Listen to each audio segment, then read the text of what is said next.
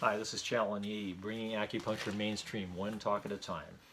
What I'm discovering is that the acupuncture needle can be good for a lot of talks because what is it about acupuncture but needles, right? You have a patient, you have a practitioner, and you got the needle.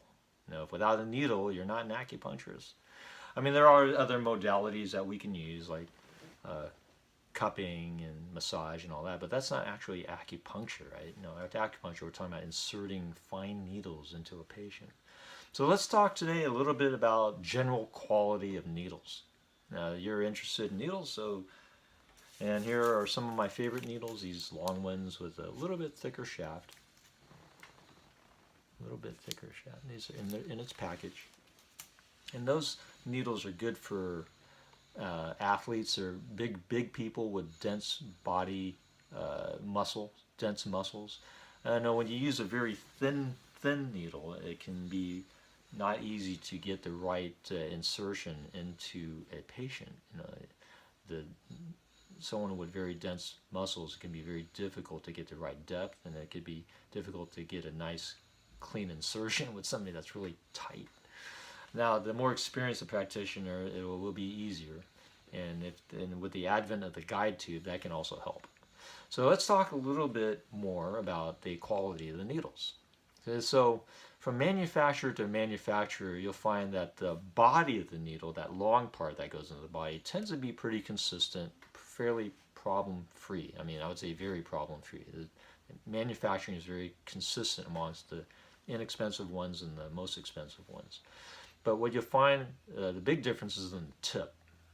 The tip on the most expensive needles is what you might imagine. They're very regular, they're very sharp, they're free of imperfections, or as free as manufacturing can make it.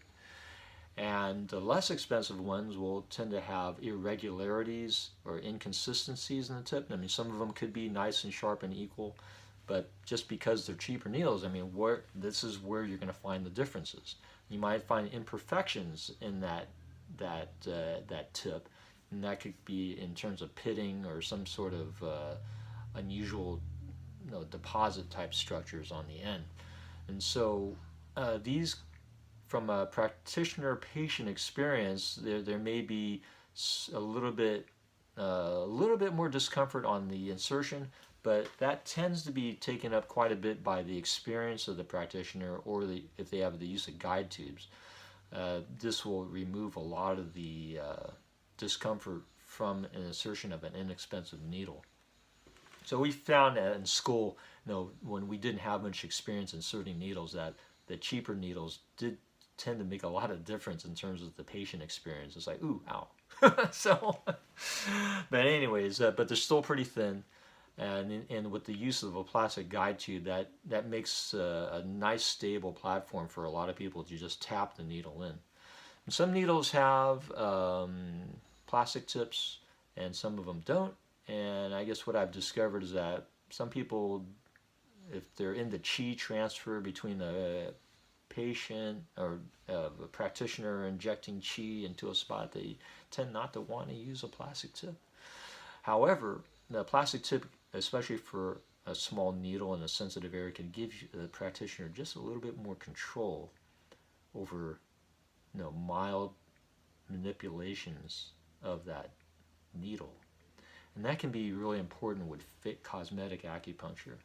So as you don't want to cause bruises on people's faces, so you have this, having that plastic handle gives a nice, gives a lot more control of the needle by the practitioner as they slowly turn it and manipulate it.